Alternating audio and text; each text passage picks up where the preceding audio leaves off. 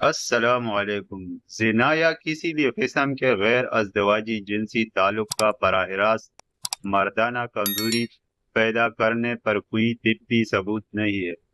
تاہم اگر کوئی شخص حد سے زیادہ جنسی سرگرمی میں ملوث ہو، خاص طور پر مشدزنی یا بار بار غیر محفوظ جنسی تعلقات، تو یہ کچھ نفسیاتی یا جسمانی مسائل کو جنم دے سکتا ہے جو بالآخر مردانہ کمزوری کا سبب بن سکتے ہیں۔ ممکنہ وجوہات: نفسیاتی دباؤ: زنا کے بعد احساسی گناہ، پریشانی یا خوف کی وجہ سے ذہنی دباؤ پیدا ہو سکتا ہے جو جنسی کارکردگی پر منفی اثر ڈال سکتا ہے۔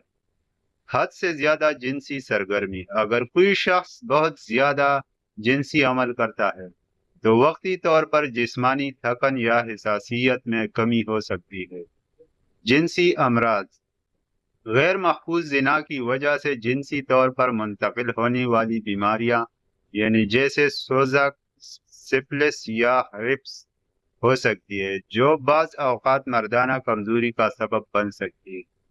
ہارمونی عدم توازن: اگر زنا یا کثرت مشدزنی ہارمونی تبدیلیوں کا باعث بنے تو یہ ٹیسٹوسٹیرون لیول پر اثر ڈال سکتا ہے جو جنسی صحت کے لیے ضروری ہے۔ دماغی عادت: فحش مواد دیکھنے یا غیر فطری جنسی تعلقات میں مشغول رہنے سے دماغ کی نیورولوجیکل کنڈیشن بدل سکتی ہے جس کی وجہ سے قدرتی جنسی تعلقات میں دلچسپی کم ہو سکتی ہے۔